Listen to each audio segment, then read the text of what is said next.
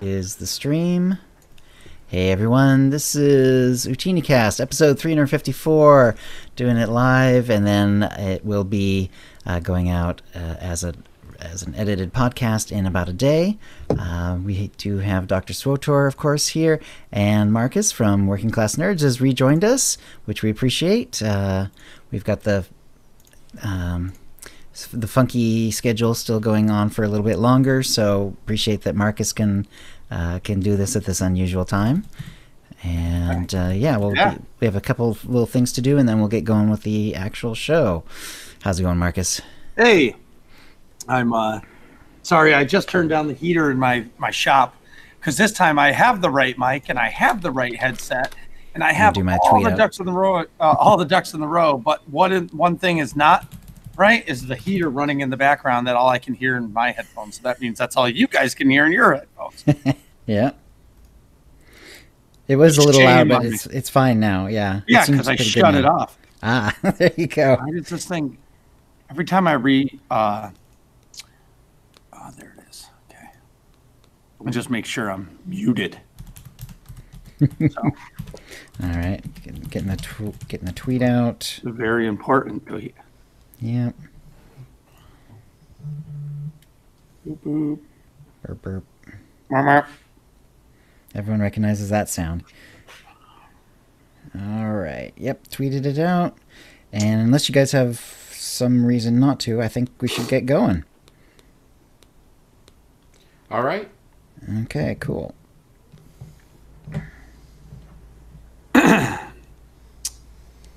Excellent. All right, then. Well, that's weird. Wow, that's really weird. So, the Google Hangout video of you is in a different location than the Twitch location. It's like opposite side of the mic. Oh no, you can actually set your the webcam's just mirrored on right, one, but not mirrored on the other. Yeah, exactly. Oh, that's funny though. I never noticed that before. Yeah. Yeah, that's a setting thing. All right, then let's get going. Going in 5. Let me take some water too. Oh, I didn't bring up the doc. I'm right here. Huh. The Google Doc. Not the doc. Well, if I'm in a Google Hangout, then I am the Google Doc. I did share it. Did you need me to reshare it, or do you have it? No. Mine's right here. I just didn't open it. Okay, good. All right, going in 5 for sure now. Hi, and welcome to the OotiniCast. Happy beeps here, buddy. Come on. This is episode 354, being recorded on Thursday, February 14th, 2019. I'm your host, Chill, and with me is my co-host, Dr. SWTOR. Hey, Doc. Nice. And our guest today is Marcus from Working Class Nerds. Welcome back, Marcus. How you been? Thanks for having me, and I am good. I'm back in my shop, but today I'm actually in my shop. I have a real mic. I have my real headphones. There's no other ambient sounds than the occasional heater that's going to run in the background. No saws going, so I'm ready to take over your show. Awesome. Hopefully the same for me, although the rain is really beating against my window. I'm wondering if that will actually be audible or not, but I guess we'll find out. Hopefully it won't be too bad. So what you been up to in the last 2 weeks in-game? Well, in-game, I've been doing with my Death Star Troopers team. We had a slot change. One of our members left, and so we filled a new role. So getting the new member up to where we are in the hard mode. So it was really good, and they started to really figure it out. We're working on Dread Fortress, and then other than that, in game, I've been on OSIS, and I've been really down on OSIS. But a fellow ops player, his name's Intastar. He's awesome. He runs a blog, a SWTOR blog. It's called like This Week in Orbish or something like that. But anyway, he said to me, he goes, when was the last time you went into the Old Republic and went onto a planet and there were 7 instances and there were, hundreds of people that are asking for world boss hookups and want to do heroics and all these things. And I was like, it's a great point. And he goes, the gear grind isn't great, but when was the last time you had this many people on one planet? And I said, okay. And it completely changed my mindset on it. And now, since he changed my mind, I've been enjoying OSIS a lot. Not enjoying the gear grind because I've gotten 6 relics of devastating vengeance or something, which I can't use. But, that's RNG for you. Yeah. But the real struggle that I've been going through isn't SWTOR, it's my hands. So I've been playing SWTOR for whatever years I've been playing, and I'm a clicker. Mm-hmm. Yes, I admit it. I'm a clicker. And now that I'm doing harder content, I'm finding that it's really hard to click. Ah, okay. So I've been trying to teach myself how to not be a clicker. And, whether it's keybinds, I bought an MMO mouse and all those buttons on the side. And actually, yesterday was the first time I tried the mouse out, because I've been trying the keyboard thing. And I tried the mouse out in the Hive fight, Hive of the Mountain Queen that rolls down the mountain or whatever she is. And it was awful for me. Like at one point, I couldn't even hit anything because I was hitting the wrong buttons, and I was hitting ferocity, but then I was doing a dual saber throw, and I was just like, oh my god, my rotation, no. And we hit enrage. I'm like, this is completely my fault in story mode, and yeah. So needless to say, learning that is really hard for me. And I know you both are, I call you guys pro players because you guys are, you guys crushed the whole keybind thing. And here I am still trying to click my way through ferocity and devastating blast. And then screen clicking. Screen clicking. And then if I accidentally unlock my, like the target or whatever? No, like all the abilities bar. If I hit the unlock button, then I was clicking and I'm dragging things all around, and it's just a mess. It's a complete and total debacle.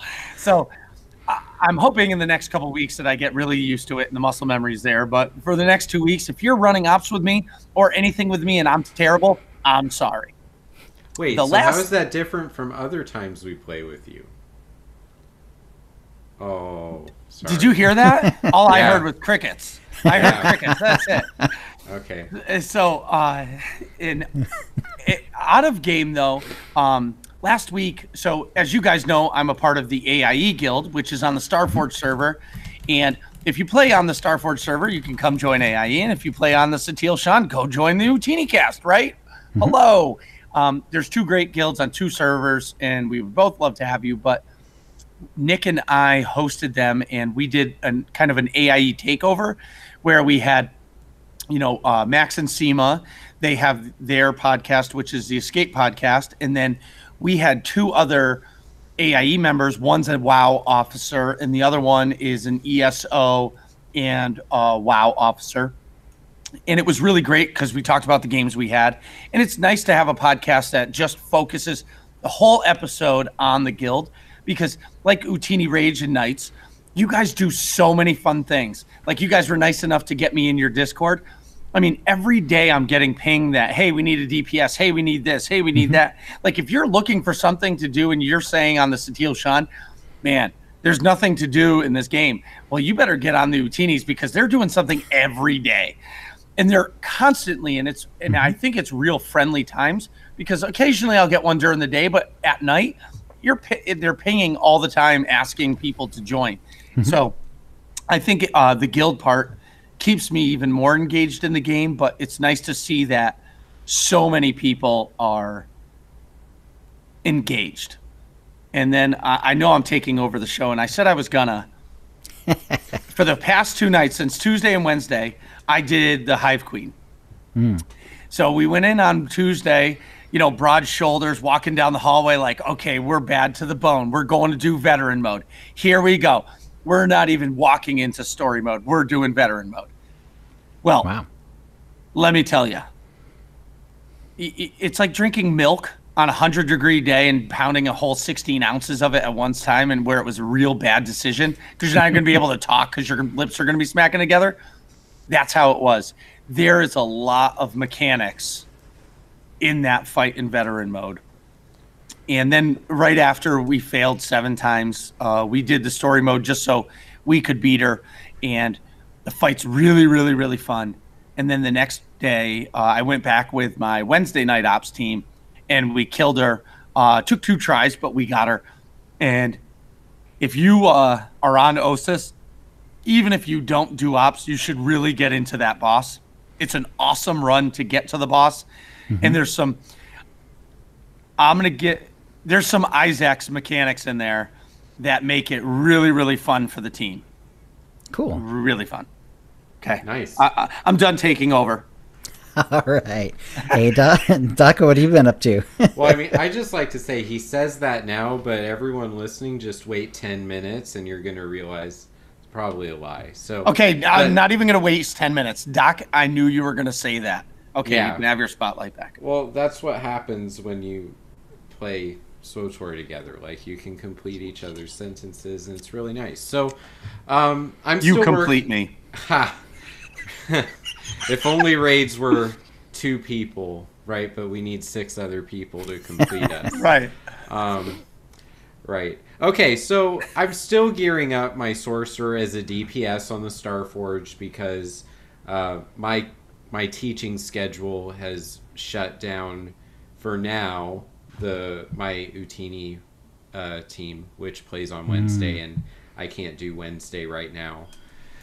So that's really sad, but I told Marcus that I've already done a good amount of gear grind for OSIS on the Starforge, and that was for healer gear, and I'm not doing healer gear on this server too, because then I'll feel like I'm repeating what I already did. So at least give me that one thing. So now I'm a DPS in that raid team and having a lot of fun seeing the same scenarios in the parts of Dread Fortress we're on, but from the other side of the situation. And I really love killing things. I think I need that in my life right now. And in terms of killing things, I found out that for me to start my lightning rotation correctly, I've asked the tanks to do a countdown because my first move needs to be Crushing Darkness. Because without that being the starter, my numbers are drastically different and nowhere close. Because instead of being on point, I'm just catching up the entire poll, and right. We're all in Star Parse, so we all see the DPS numbers, and like I'm being unfairly represented if we don't do that countdown. Okay. But what I've also realized is I can kill everybody, and not the bad guys, but my teammates. And the people I care about, too. Because Crushing Darkness, if the taunting and tank work is not on point with that countdown, or if I'm a fraction of a second where I predicted the countdown before it actually happened, then the boss is like, hey, you and everyone standing by you, you're dead, and this is fun. So I have caused a few more wipes in my raid life than I'm used to in a single evening, and that's humbling, if you can imagine me being humble. So that's fun. I am having terrible luck with the crates that I get from OSIS, to the point where, let's just stop saying that SWTOR is an Old Republic game. It is Star Wars, the OSIS Republic, right? Because that's the only place where anything's happening. And that's by design. There's lots of good psychology supporting why those decisions were made. But I can't even motivate myself to go do heroics and get credits because it's like, why? I don't need credits even, right? Like, I just need these random upper body blue outline terrible boxes of unlucky play to give me not gloves that I already have. Or to give me the right implant for my class. Like, someone at BioWare needs to understand the proper implant for DPS sorcerers to be using, and just kind of help us out with the stats behind which implant we get. Good Lord.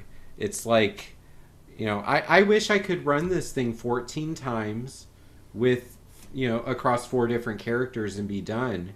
But because of the RNG, I think I'm going to have to run it 62 times across those 4 characters, which also is going to take a lot of weeks, and that's by design too, because the more weeks it takes me to not be fully geared out, the longer it is before we are entitled to a roadmap, I think, or something like that. So I'm not in that nice happy place Marcus was talking about, that Into Star kind of showed him the secret door into that happy Osis world. I don't want to kill the world bosses anymore, and I'm so stuck. And that leads to the mind trap, and it actually is interesting that influencers or people with a public voice for this game seem to feel very different about Osis than people who play to enjoy it, not like it's a little bit of a job. So we'll talk about that later in the show, Chill. So Okay. what are you up to with your channel and your exploits in the Osis Republic? Right. All right. Well, first, let me give a shout out to the chat room. That Duck Sauce is here. Apricot, Root Fruit, Commander Root. Deck is here. Hey, Deck, as Decion. Dr SWTOR and Marcus are both here. Marcus as Working Class Nerd 17. Eric 4678, Kitty Kisses, Positivity Bot, PDG, RJar75, Siskayik, Slow Cool. SWTOR is here. Hey, SWTOR, VNK, and Virgo Pros. Hello, everyone. And I got my Pyro cosplay character Power Tech through Kotfi and Kotet, and got Mako back, which is really cool. I've seen that conversation before, but it was on a female bounty hunter, so there was not the romance arc to it, and so it was really interesting to see the romance version. And so he's got Mako back, which was really nice, because actually, like, Mako's like, I got her up to like unbelievable high influence, so it's really nice to have someone around, at least when you're not doing something that requires a particular companion, that she can just, rock and roll, and she's like influence 42 or something crazy like that. Meanwhile, the Doctor Doom cosplay is doing well. He's now halfway through Prelude to Shadow of Revan, level 56, I believe, maybe 57, but definitely 56. And he's starting to take on darker and darker options as he sort of starts to grasp for power. And Nice. It's feeling more and more Doctor Doomish. Yeah, exactly. Because, when you're doing the class story and you're as a trooper, it didn't really feel right. The dark side choices are more like, butthead choices than they are like actual, like, Doctor Doom grasping for power sort of choices for the most part. So I found myself kind of avoiding a lot of them. But now that we're starting to get along in the story, and the trooper is secure in his place in the galaxy, and then once Kotfi Kotet happens, he'll be doing a lot of dark side stuff there. So that's going to be a lot of fun. But first, doing Shadow of Revan, and I'm going to do Rishi, I'm going to do Yavin, I'm going to do Ziost and all that before we do Kotfi Kotet. So quite a bit to go, but really enjoying it. So you're going to take this tune all the way through? Yeah, I've got Pyro up to 70 already, and his next story thing will be Iokath. He has to do Iokath, the Traitors trilogy, and then he'll be on Osis. So he's got a ways to go too in terms of actual story.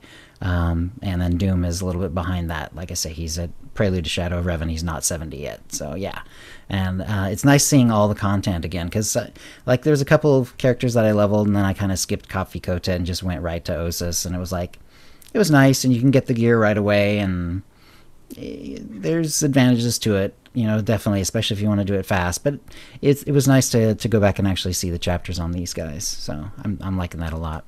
So Chill, when you create a tune, how long do you expect, with your stream schedule and the amount of time you pour into that new tune, how long does it take, the way the game works right now, to go from level 1 to I can now run the weeklies on Osis, when you take the time to do Oricon, you take the time to do Makeb and Kotet, and like, how long?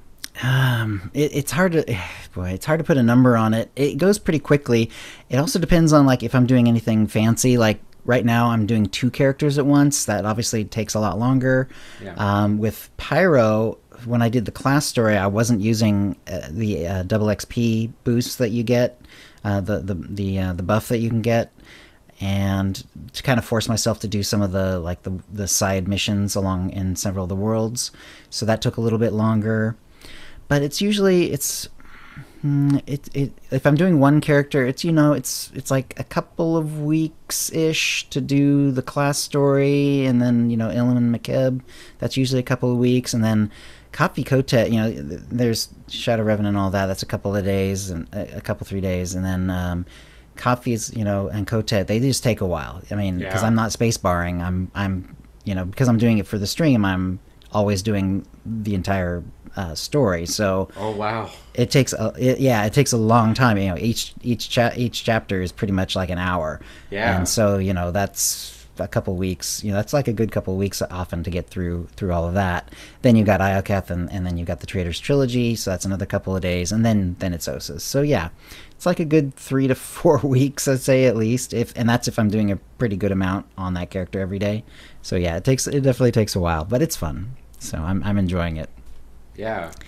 And right, so I guess that will bring us to the tip of the week, and we do have one tip this week.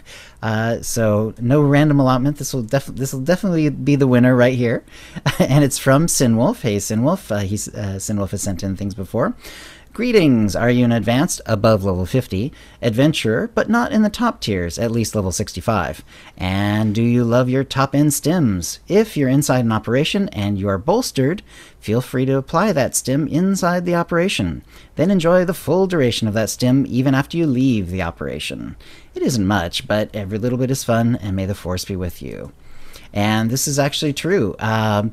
So if in case you're not like kind of cottoning on to what he's saying, the highest level stim in the game, if you have been bolstered up to that level for any reason, and your character is currently that level, you can use that stim, and then that stim won't go away if you leave that instance or that area or whatever. So it's kind of a way to get a little bit of a better stim for, depending on what stim it is, 2 hours, 8 hours, whatever.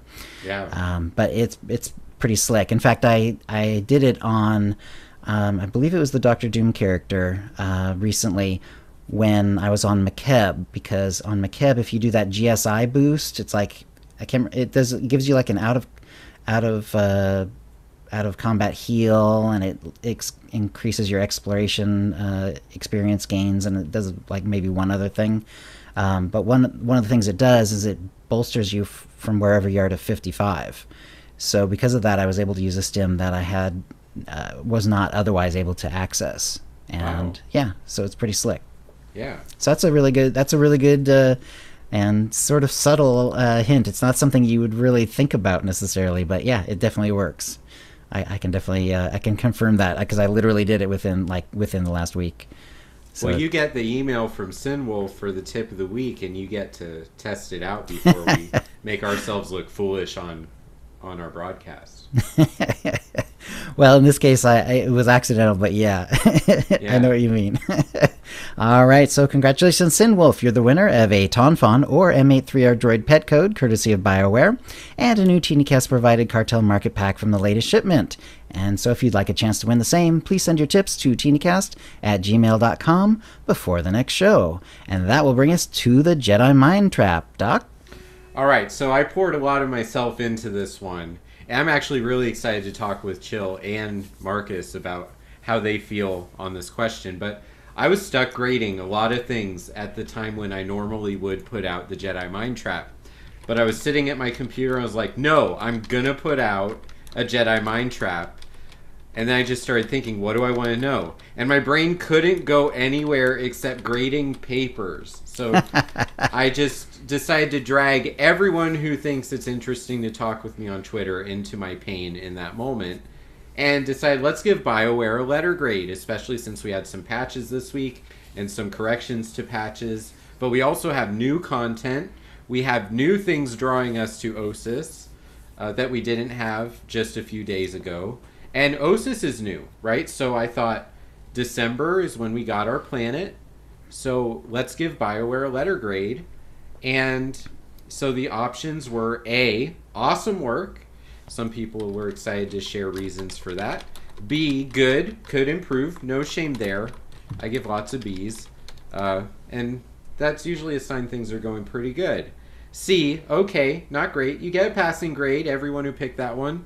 Still, we're on Team BioWare. And then the Gandalf grade. You shall not pass. Is option D. Because I don't believe in giving Ds. If you're below a C, you just fail, right? So let's, I have my thoughts on this, and, I already let everyone know my trademark, Star Wars, the Osis Republic. But, so Marcus, as our guest today, what letter did you give, and what kinds of things are you thinking about to support your position? Okay, so if you asked me 2 weeks ago, I would have told you, you shall not pass. But I'm giving it an A. Okay. I am enjoying it. I've done the world bosses 2 days in a row or 3 days in a row. I've grouped up with people. I've gotten 2 people to join the guild because of OSIS, and they were running, and they were like, I don't know what I'm doing. And it's, the gear grind isn't an A.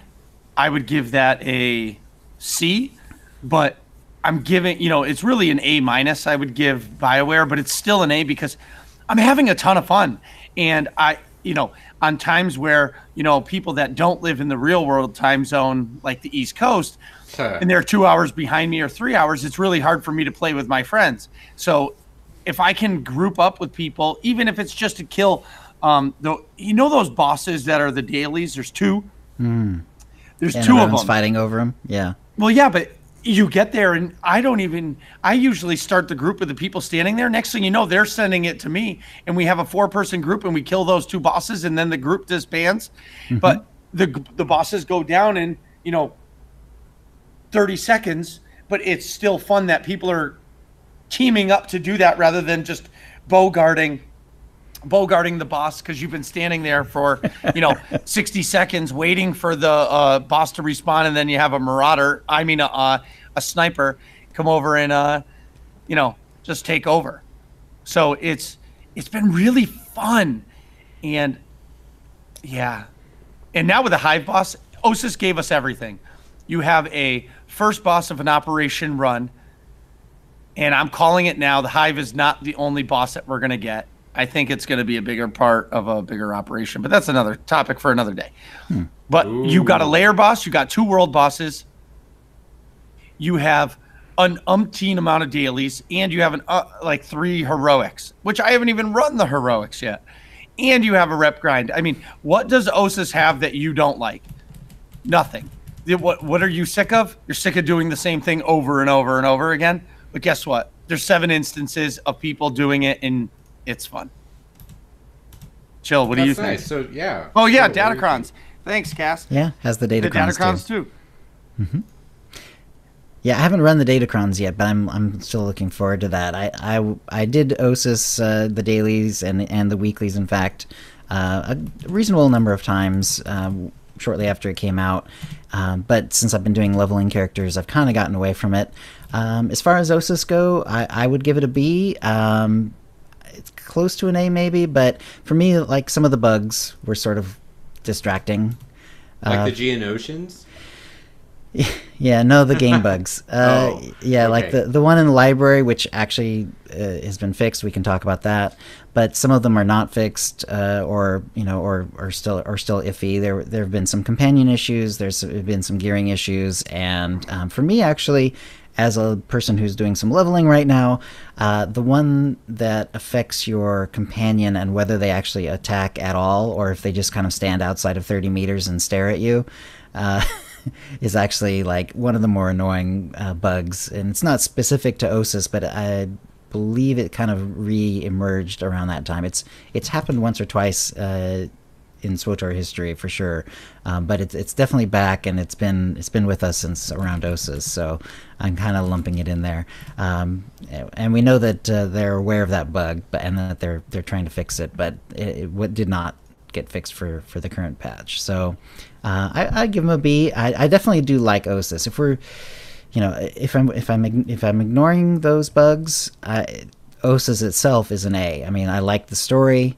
The dailies are actually reasonably fun to do, at least a few times. I haven't ground it out as much as a lot of people have, but doing it multiple times did not feel burdensome. It was nice to see the voice acting was good, and we had a couple of new characters, but we also had the return of a couple of characters, and that was all really well handled. So yeah, for story wise, A, but overall I guess I'd give it a B. Yeah, I think that's fair. So when I'm grading something, I'm looking at each piece of the assignment, and that leads to overall the grade that's earned. I think that's the fair way to handle assignments. So if I'm looking at OSIS like it's an assignment that BioWare turned in for their gaming community to enjoy or choose not to enjoy, I would probably go with a B. But I can see that Anthem probably explains a lot, and I don't think it's unfair to point that out. I think the fact that we were able to receive this assignment from BioWare, the OSIS planet and everything that went with it, when we're in the midst of all of that going on within their company, is just, it's mind-blowing, actually. And I think that anyone who is upset just probably can integrate that into understanding what they're looking at. You can't do all the things every day all at once. And OSIS is a nice little package of a lot of the things we've come to enjoy about SWTOR encapsulated in one planet. I think ultimately, I just hate receiving garbage gear. RNG, for the sake of having RNG, because it's an MMO and there's RNG in MMOs, is one of the most disappointing things about playing OSIS. I'm investing an hour in trying to enjoy your game, and I'm getting the wrong implant, or I'm getting the gloves that I already have.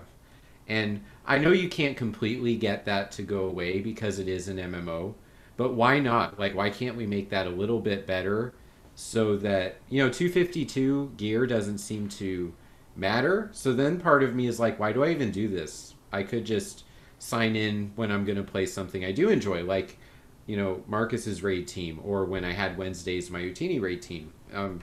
The Mind Trap a couple weeks ago highlighted that maybe we don't even understand how important gear is as a community, because you can beat all the content except Master Mode Gods from the Machine with 242, apparently. So, if I don't enjoy getting repeat bracers or chest pieces, then, I shouldn't be mad at BioWare for playing OSIS. I should be mad at myself. So there's all that. Like, I'm counseling myself here. Thanks everyone for sitting in on my therapy session.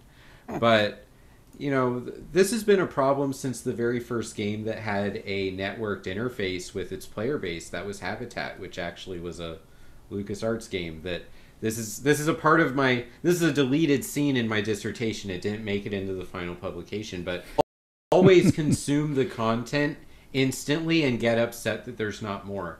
Every game that utilizes the internet to connect us, we do this. And, BioWare will not solve that problem, because no gaming company has ever solved that problem. All they can do is make a challenge that we cannot beat without investing our life into it, which is probably Master Mode Ops and, being the ultimate conqueror in ranked PvP and getting that rank 1 for your class. Those are the ultimate grinds, and OSIS is a diversion for people who aren't as interested in those grinds. So that's where I'm at. That's everything I can drag out of the Mind Trap this week, and ultimately 41%. We had 142 votes, so that works to, around 60 or so votes. Said good, could improve, but 17% are thrilled they chose that awesome work. And some people shared really positive typed out comments because I asked for people to elaborate if they want to, and some people love that there's datacrons and that the environment is fully imagined, and that it's a neat interplay between, a world that naturally has bugs and is a desert, but the Republic made a farm work on it, and then the Empire added droids to just complete the madness. So there's a lot of really great Star Wars in it, and if there's something that really irks us about it, chill. I mean, you remind me every week that there is this huge game that Osis is just a planet in it, and there's a lot of great things to do. Like, I haven't thought about taking a character through Shadow of Revan, my favorite era in this game in a long time. And so that's something that I miss. And I could just go do that again instead of wishing Osis was Yavin 4, right? So that's everything I've got from the trap today. Let's move along, Chill, and go to the news. All right, that brings us to the Hollow Feed. And just a little bit of sort of inside baseball. We're going to be doing a bit of a different format, and so we're going to kind of throw it back and forth between us. So I'll be doing some of the stories, and Doc will be taking some of the others. And we'll do it kind of in a back and forth, at least today, and we'll play around with the format in future weeks. But we're going to give this a go. I'm going to start us off with the in-game events. There's a couple more still coming up in February, and it's going to be roughly the same, the exact same days. They actually have slightly different hours, which is a little odd. But anyway, Double Rewards and Gree are both from the 19th, so it's coming up this next week, through the 26th, so it's 1 week. So Double Rewards, so that's double XP and double CXP, and then the Gree event is also returning at that time. So I think in Double Rewards, I'm hoping I may not be through all the content on these two characters that I'm putting through all the content, but I'm hoping that that Doom will at least be 70 by then, and the Double Rewards will go towards CXP at that point, I hope. So do you have any special plans for Double Rewards?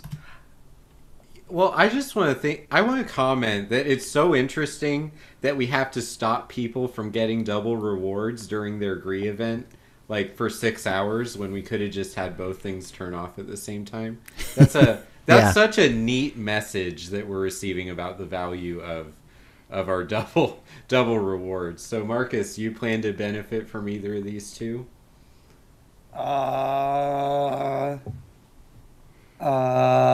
No. Well, if I'm leveling a toon, it's worth it. But if you're gearing a toon, double CXP is nothing anymore. Go to Osis and grind. In 4 weeks, you'll be full 252, maybe. And, well, you will be if you buy the piece leveling toons. Or somebody who doesn't need the gear and they're just going through the CXP ranks. Hashtag fix CXP. Wait, so you don't like CXP these days, Marcus? Well, what's the purpose of it? If I disintegrate a 248 chess piece, I'm going to get 8 unassembled components. But if I disintegrate a 252 devastating vengeance relic that I've gotten 7 times, garbage. Right. But I get 175 unassembled components or something like that. So where's the value of even caring about the command crates anymore? But if I start the command level 1 and I get 230 gear, I can just go buy that now. So I can, as soon as you get to level 70, you can just walk up to a vendor and buy level 230 gear. I think with credits. I don't even think you need those command token things. So in my opinion, the double rewards are a nice feature for new players or leveling players or people that don't need per se gear and they like to see the command boxes come. But to people like me, who is level command rank 300 on his ops team members, I guess I should say, or toons, it doesn't matter anymore. Until BioWare puts 252 gear as tier 4, tier 3 is 248, tier 2 is 242, and then you have 236 as tier 1. It means nothing anymore. Right. And I'm being a Debbie Downer here because it's just, they should have just taken it away when they gave us Osis. Now, I will say this to build off that. When I finish Osis and I have that piece, that crate of, the blue icon on it, and then I have 4 gold ones, I agree with you, but I didn't realize it until you started talking that I actually don't care about opening the gold ones anymore. Because there is nothing in it I'm interested in. It's just am I going to get a repeat gear from that blue box, or is it going to be something I can use? So, I have one thing to ask, Doc. Yeah. Do you know if I can take a 248 shell and trade it in and get a 252? No, you can't do that. Oh, and then, so what's the point? That's all. Huh. All right, moving on. I'm going to stop taking over the show for right now. No, this is good. So I'm going to go to the next story here. The Wretched Hive is live, which is something I'm excited to talk with Marcus about because I haven't done it yet. But Darth Melora, with her tampering with the natural order of things on Ossus, has created a terrible bug to go along with the other terrible bugs that she made, and also the bugs in the game that are getting knocked out by patches. So the terrible bug here is an instanced boss with trash leading up to it. So you might think it's a single boss instance like the one on Makeb and the ones that are on Ziost, but actually it has trash, so it has a little bit more of a story feel and a mission feel to it. And I'm excited to jump in whenever I have a free evening with some friends and see what it's all about. So, Marcus, you had some positive thoughts on it. Chill, have you done it yet? I've not done it yet, no. Not done it yet? Okay, so Marcus, can you tell us a little bit about like how long it takes and what it feels like to go through the trash and get into that boss? One thing I like about the trash is you learn about, so it's like doing Gods from the Machine, and I'm guessing other ones, but I never really noticed the trash until Gods from the Machine. That, in Gods from the Machine, you have the preservation droids that heal. Well, when you get to the TIE fight, you don't have preservation droids, but you have those grace droids that are healing. So, I don't know. I guess there's preparation or the immolation droid. Yeah. The fire droid, you fight those things numerous times, and it almost teaches you the mechanics. In the Isaac's fight, you have those things that you have to tether around, and it gets you prepared for the actual Isaac's fight. So the same thing happens in this layer. So just think like you're going into a new operation, and you have to go through the trash. It's the same amount as a normal trash instance. And then you get to the boss, and I'm not spoiling it because the run to the boss is awesome. And then how you get into the layer, quote unquote, and I was doing the Dr. Evil layer, is really awesome. The fight itself, Matt Pusevich did a really good job with mechanics. But something else that I noticed, because we started off by doing veteran mode, as I said in my opening takeover, and the mechanics are crazy. There's this one boss, there's one trasher called Royal Guards, and you have 25 seconds to kill them, and if you don't, they one-shot you.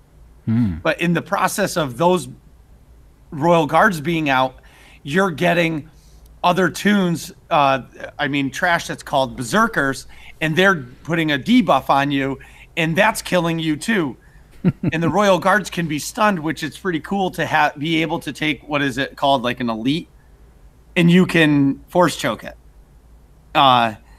It's the fight itself is awesome. I can't wait to continue to do it on veteran mode. But what Matt Pusevich did was he made the challenge on story mode just enough to where I think once you figure it out, you can clear it, and it's fun. Cool. I was wondering, you said earlier that it felt like it might be the beginning of like a bigger raid or a bigger operation. Well, I feel like, okay, so it's not confirmed. This is complete tinfoil hat, right? Beep boop, beep boop, beep boop. Marcus is crazy kind of a thing. But the run to it just seems like it's going to go deeper, because when you finish the fight, there's nowhere to go. You can't get out. You have to exit area. Where when you do Taboro's Courtyard, right, or the or the Eyeless, you can run out. Okay. You know what I mean? So I don't know. You feel like there could be more. Right, okay. yeah. I was wondering if it was from like all the trash too, because like Taboro's Courtyard, there's no trash as well. Well, there's those crates that everyone beats on, but Right. But so the only thing I'm going to say is, and it may not be a whole operation, but I was talking with somebody about it. But when they released Tithe as a multiple, like individual boss drops, they announced it and people were crying about it. They were upset. Then you had, but now what if they're working on the second boss and then they're just going to say, oh yeah, mind you, second boss for the operation is coming, or third or fourth or fifth, and then or at Celebration they say we're going to complete the operation. You know what I mean? I'm just saying, like, complete speculation, as Scrubland Shad said it. I think it needs more, and there's a lot of lore behind the Hive boss. So I don't know. Maybe we're getting it. Maybe we're not. And interesting. Okay. Yeah. So. All right. So moving to the next thing, masterwork weapons are now included as gear you can earn on Osis. So the new boss has some things that drop that can be crafted, and then you can also get some from the vendors as well. Any thoughts on that, Marcus? On the new ways to get masterwork weapons? Well, I think you need to be able to beat the Hive Queen on veteran mode. And once you beat the Hive Queen on veteran mode, you need to do it 4 times to be able to get a main hand or something like that. Okay. So I think the 258 gear is hard to get, which it should be. It's the best gear in the game, and they want you to keep playing it until they come out with 6.0 or 5.11 or 5.12 or 5.166. But I think it's good for the game to give those NIM players something to strive for. Because that grind is real. Right. That's a good way to put it, Marcus, because I have to realize that I'm not that player, and that, like, I don't need to be devastated by this grind because it's not for me. At least not yet. You know, maybe someday it will be. But right now. Right. So I'm going to ask you one question, Doc, that popped into my head. So imagine if Death Star Troopers, and we're going to call out all of our Death Star Trooper players and fill-ins that might be in the chat, like Rack Evan or Scrubland Shad. So if all of us are in 258 gear, right? And that gives us, let's say, 300 more DPS. And I'm just pontificating here, right? But we can beat all of the bosses because we're DPSing that much faster and the healers are healing that much better. Isn't it worth grinding for that? Perhaps, but then there's the whole question of, are we actually good enough, or are we kind of cheating? Like, we have gear that's far, far beyond what this instance was designed to test us at. So it is less of an accomplishment. But if the goal, like if the ends justify the means, then you have a great point. But if the process of our playing is what we're trying to expand, then you could argue, especially on fights where it's like right there and it's just a coin flip, whether we pull it out, 3 people are still alive and we get it, or it's a wipe. Right. And we barely did that with full 258 gear, then you could argue we're not good enough to continue through that instance yet. Right. So it goes both ways. It is nice to beat bosses, but like the question last episode about the 242 number, it illustrated that, if you know your class and you know the fights and you do both exceptionally well, then you didn't even need to do the 248 grind, which, remember, 5.0 did not originally have 248 gear.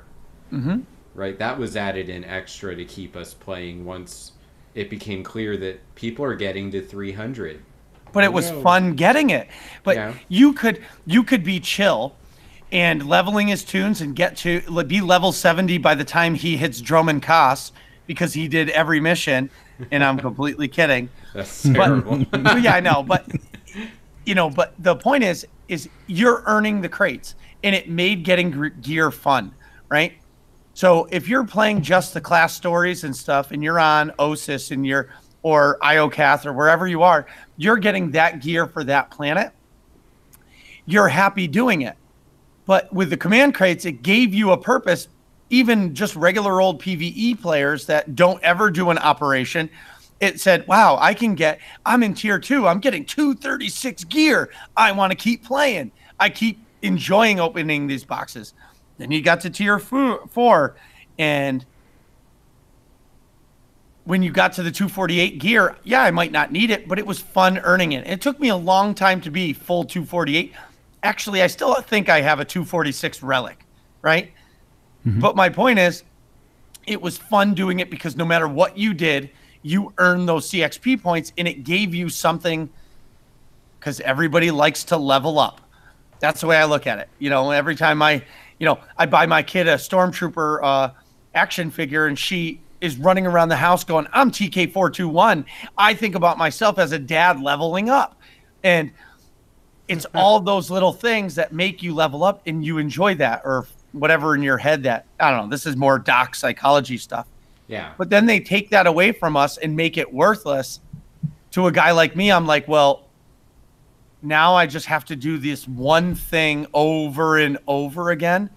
And I'm enjoying myself because Into Star pushed me that way. But if you're level 70 and you've already done the story, just go to OSIS and just start grinding the 252 gear. There's no point in worrying about any of the other gear. I don't know. There's my rant. See, I told you I'm taking over this show. No, but I mean, we were talking about masterwork weapons and whether we need to spend a month killing the Hive Queen every week, or whether, we should play for, enjoying content instead of killing ourselves to kill a boss. So right. All right. There is a fundamental difference as well. I mean, with the CXP boxes, if you didn't like what you get from this CXP box, you just grind to the next one. With the OSIS random boxes, if you don't like it, well, you're going to be waiting until you can get another one. Mm-hmm. And it's so there's a bit it's a bit more disappointing if you get the wrong thing from an OSIS box than if you get one from a CXP box. Right, that's true. That's a really good point. So I'm going to go to the next topic here, PvP Season 10 rewards. Mm-hmm. We have the ranked tokens now that do not expire, so that's nice for people who have ranked tokens. And they're not linked to specific seasons anymore. And then to complete that process, since they don't expire, there's now a way to get some previous rewards from Tulek the Evokai, who is standing next to Gerada the Hutt. And you can add some of those items from previous seasons to your collection if that's something you missed out on, because the ranked tokens now help you with current rewards, but also can be used going backwards a little bit. So that's a nice evolution for people who enjoy ranked PvP. Yeah, and we've been talking about that in the last few episodes too, so it's nice to see that that's now available. We also had a look behind the scenes with OSIS. This was a conversation with Charles Boyd, creative director for SWTOR, and there's some interesting stuff in there. He talks about the return of Malgus and Nostoral. I always thought the return of Malgus was kind of in the cards anyway, because in the Flashpoint where you have to fight him, he's like the only end boss that you don't actually kill.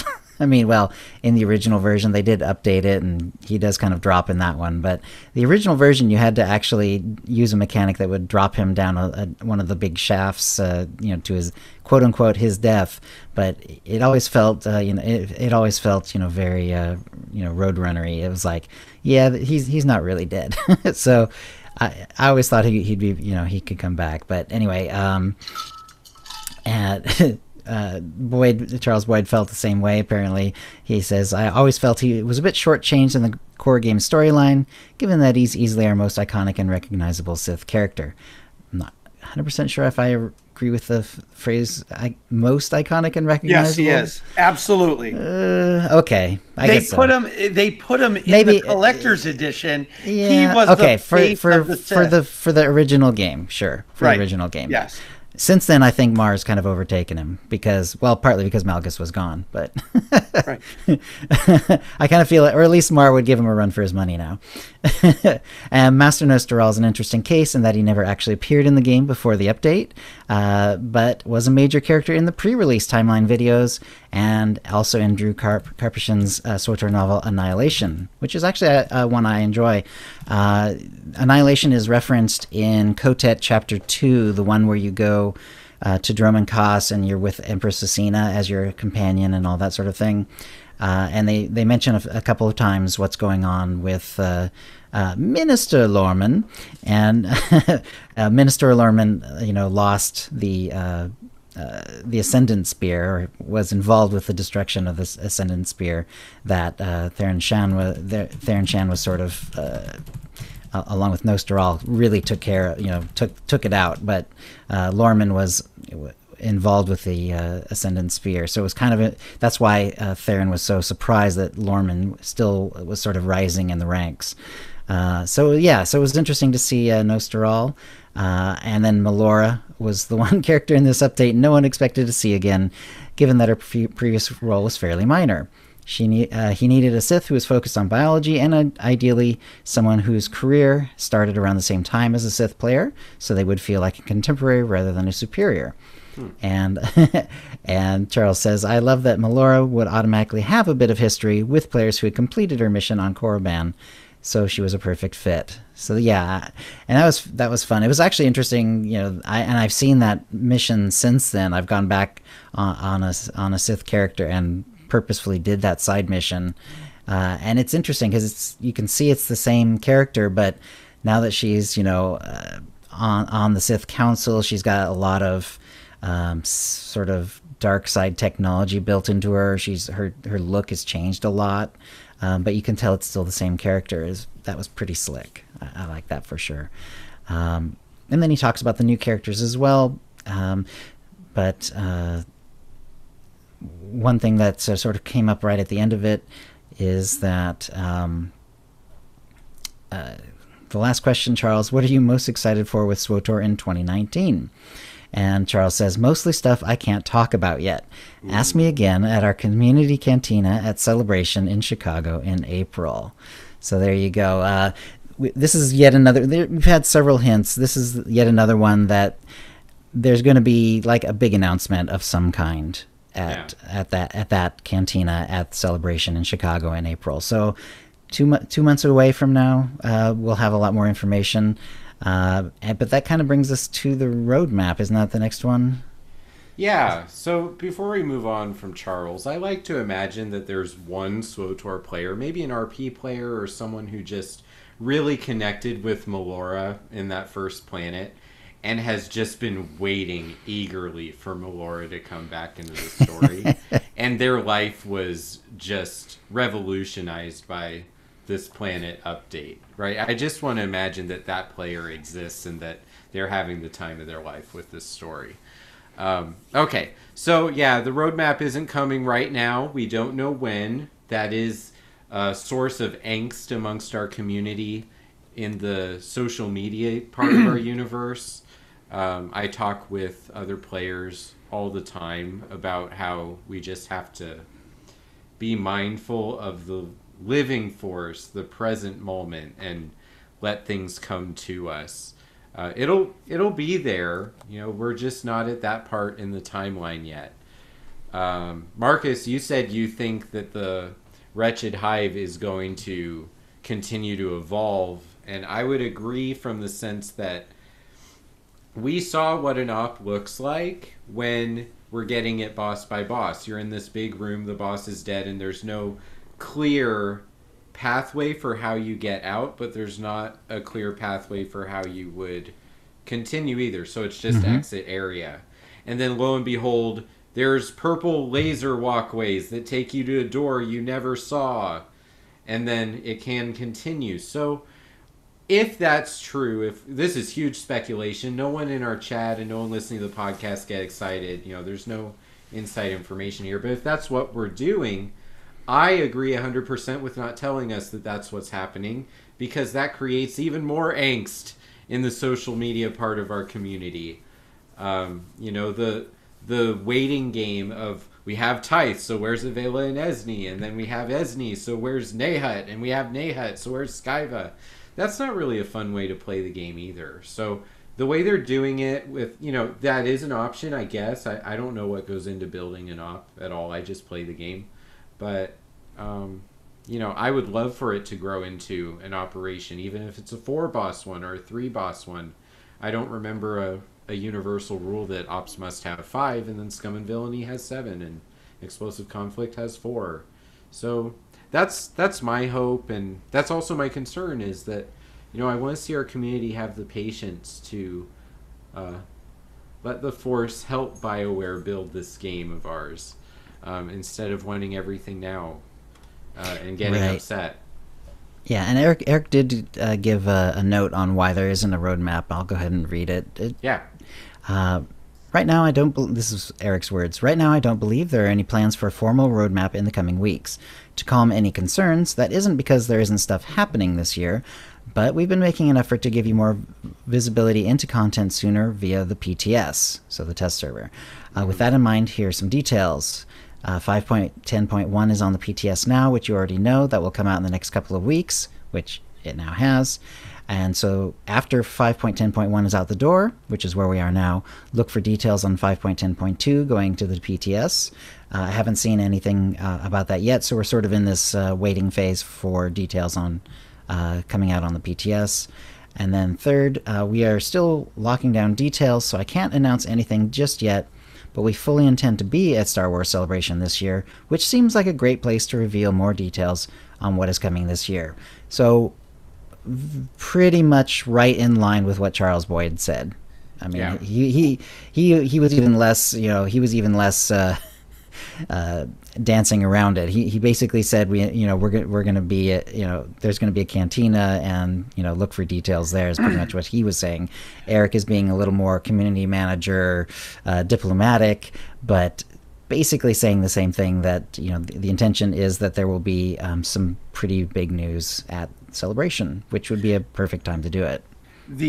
When Eric came on Working Class Nerds and we interviewed him, and he said that the last Celebration, the BioWare team was really upset about how weak their Celebration cantina was, because all they had to show off was the Tithe fight. That's it. And the teaser trailer for Gods from the Machine. And that was all they had. And they said it was so underwhelming. And the team came together and they said that never again, if they're at Star Wars Celebration, it will be as weak as that. Because the Celebration before that, it was Coffee or Kotet with a Blur trailer and the whole 9 yards. And for me, the opportunity to be able to get a new Blur trailer or big news at Celebration, that's great. And that's what BioWare wants, because that's going to create the hype train for 6.0 or 5.166, whatever it is. Did you just say 5.execute 66? Yeah. What? Oh, okay. Fun. All right. So, sorry, I had to step away really quick. There was a disturbance. In the Force? In the Force. There was too much dark side in your house. You got to go all light side all the time. I suppose so. All right. Okay, so let's do a couple of patch notes for 5.10.1. Some of it we've kind of already covered. We've got the new boss and all that good stuff. The set bonuses were fixed, but then broken. But then they did another patch behind the scenes, and now apparently they're fixed again. They're fixed. So yeah. So, hooray! Good. Yeah, the set bonuses was a real sticking point for a lot of people, because it was very awkward, because obviously the set bonuses really are, if you're doing endgame content, it's important to have the 6-piece bonus. It does hamper you if you don't have them. So it's almost more important than this. Not more important than the stats that's on the gear, but you know what I mean. It's right up there. Chill, I did a comparison parse with full 248 and then with the 252 at a 4 out of 7. And it lowered, the 252 parse was about 300 to 400 per second lower than the full 248 with the set bonus in there. So it was devaluing the desire to use the 252 until you had all 7 or 6 out of the 7. So I'm glad they fixed it, because now you don't have that awkward question of, do I just use the mods and enhancements? Right. Yeah. Let's see, another thing that came in 5.10.1 that's sort of a minor thing, but can be important to some people. Jaisa, Kemval, Nadia, and Doc can be acquired from the companion locator terminal. Yeah. That's the one that's inside your Alliance headquarters, and you can go in there and without having to do like special stories or anything. If they're from your class story, you can go ahead and just grab them out that way. OSIS dailies are now working, which would be especially the ones in the library where a lot of the piles and so on were bugging out and not properly respawning. And so that daily will now be a lot easier to do. Yeah, I remember when I was doing OSIS dailies, it's like sometimes you could try it on different nodes, and like different nodes might not have bugged out yet, so you could actually complete that mission on some where you couldn't on others. It was a little bit of a mess, but they figured that one out, and then apparently it's now working. They did a lot of work on the companions and where they are and what the status is and where you're, because there's so many. Eric did a little note about this that basically said there's a whole lot of story places that your character can be, and it's difficult to get them all sorted out, but apparently they did get that sorted pretty much now, so that's good. Companions are now listed in influence order, so that's when you did a crew skill, you'd bring it up and it'd be in influence order, but then when you'd actually choose the particular mission, there's like a drop down box at the bottom, and that one was in a mess. That was in I could never tell what order it was supposed to be in. It was not even in any order as far as I could tell. It wasn't alphabetical, it wasn't order you got them, it wasn't influence, it wasn't anything, as far as I could tell. But that's been sorted, and now that also appears in influence order. I even happened to confirm that when I did my stream this morning, and I was very happy to see that. Yeah. So, because especially if you're sending out 8 people, it's a lot easier to do it now, because especially that influence order is beautiful, because you're pretty much going to always choose that influence order anyway. I mean, unless you're trying to get the influence up on a particular companion, but whatever. And then they corrected an issue where Paxton was firing the same voice line in all situations, and the patch note was amusingly saying, "We get it, Paxton. It isn't your finest hour. Please stop saying it so much." So I always appreciate it when there's a bit of humor in one of the show notes. So there we go. Yeah, that was a good one. All right, yep, go ahead. Yeah, Doc. So also just with all these things, BioWare is always spending some time trying to fix things. The database that is inside our game is always expanding every time something's added, and sometimes things break. So if you found one of those new ways things break, please just let Eric know via an in-game ticket or Twitter. They're gonna get on it, and sometimes it takes 2 months to fix a thing that you think is super important, but that doesn't mean they're not working on it. So for example, the set bonuses, they fixed it, and they thought they fixed it, but they didn't. But then they did fix it. They're always looking at what will help the experience of play for the most players, and then that prioritizes when they're able to allocate resources. So just let them know they can't fix something they don't know about. Right. And he even, Eric did a special one, for instance, about one of the bugs that I mentioned earlier, the one where ranged companions, especially if they're outside of 30 meters, they will not advance to fire or do anything else. They'll just sort of stand there and just look at the fight, essentially. That bug is known by the developers, and they are working on it. So, but he was, again, showing it. But the reason he did it is to kind of show his appreciation for people, letting them know about bugs, especially ones that, where you thought they might be resolved, or they've, resurfaced or anything like that. So, all right, let's see. I think that was, let me check. Yeah, I think we're good to go on to, let's see, to the force feedback. And, well, actually, there was one bit of general Star Wars news. This is basically why we don't do a lot of, reporting on rumors in Star Wars, because there was a rumor started that Rian Johnson was leaving the planned Star Wars trilogy that he's in development on, and within 1 hour, Rian Johnson himself jumped right on it, gotten on social media to confirm that he's still on it. So that rumor was debunked and squashed remarkably quickly. But yeah, I mean, rumors are always flying about, Star Wars. Any sort of fandom has its rumors, and frankly, anything as big as Rian Johnson having to leave the trilogy or deciding to leave the trilogy would be announced by Star Wars itself. So there's really no need for rumor at all for that sort of thing. I don't understand why people do it, but I thought that was amusing, that the fact that it was actually debunked in less than 1 hour. So yeah, no, that's nice. It's good when they're at least aware that this kind of nonsense is going on online, because they could just stay above it and let us stew in our own misery. They really could. Right. If our fandom is going to generate that kind of nonsense, there's no reason for them to validate or debunk. So anything we get directly from the source is it's more than we deserve. We want the information, but we don't always use it in a very supportive way across the fandom. Right, exactly. All right, and that'll bring us to the force feedback. We read out your tweets and emails, and this is it's a congratulations really to SWTOR, former guest, and she lets everyone know that they are officially on the Star Wars Celebration website for SWTOR family. And really this is for her fan booth that's going to be there. She's really excited to be meeting. Let me just read it in her voice. Really excited to be meeting many of you in person and to share our hobby and love for the game in April in Chicago. And if you want to learn what we're getting up to, SWTORFanCommunity.com. So there you go. We already knew, when she was guesting on the show, she was talking about the application process and so on.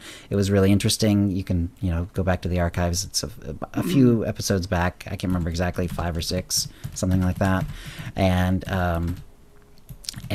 talking about that process was sort of interesting. But yeah, she's definitely in. She's in Celebration. Very exciting for her. We're very excited for her. And congratulations to SWTORista and SWTOR fan community. Can I just say one more thing about that fan booth? Absolutely. The amount of work that she has put into that is amazing. First of all. Second of all, if you're going to be at Celebration, you're going to want to go to the fan community table anyway, just because right next door, it's going to be the Old Republic cosplayers. So That's you're right. potentially going to have a Valen standing next to you. And I'm sorry, or an Arkin, or even a Theron, or whoever, even if it's a Revan or a Malik, anything, who wouldn't want to take a picture with them? So you want to make sure you stand by the booth, because you're never going to know who you're going to meet there. I mean, if Darth Malgus is there, I'm just going to, fall over and, die, because I'm going to need like 100,000 selfies just to say I got to hang out with my main man, Darth Malgus. Yeah, So, that's awesome. That's going to be exciting. Yeah, it's a big congratulations to SWTORista for what she's achieved. And just so you know, she started this without BioWare's help. Mm-hmm. Yeah. Right. And after she applied for it, after she applied for it, that's when she told BioWare, and they, maybe they messaged somebody and helped out, but, good for them. Yeah, that's excellent. Yeah, really impressive work, SWTORista. All right, then. That's a show. If you'd like to play with us in the Utini Knights Guild on the Republic side of the Satil Shan server, or in our Utini Rage Guild on the Empire side, do a /C join Utini to join the Utini channel. Then let us know you're a fan of the show. You can email questions and comments about the show to utinicast@gmail.com. Follow us on Twitter using @UtiniCast. You can find contact details for all of us on our website, utinicast.com, which includes how to subscribe using iTunes, Stitcher, and the rest. We record the show live bi-weekly on Thursdays, usually at 6 p.m. Pacific, but for the next couple episodes, it'll be unusual time still. Go to utinicast.com/live to find out how to join in.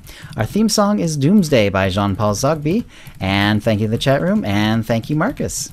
Thank you, guys. May the Force serve you well. You bet. And everyone, if you haven't, check out Working Class Nerds. All right, thanks, everyone. And we'll see you next show. All right, thanks, everyone, for coming. Excellent. We'll go ahead and turn it off here. I'll be editing the podcast, and then it will go out as an edited podcast tomorrow as per usual. The raw version that we just streamed will also be on YouTube. It usually happens almost immediately after I turn off the broadcast. So you guys have a good one, and enjoy the new patch. Bye-bye.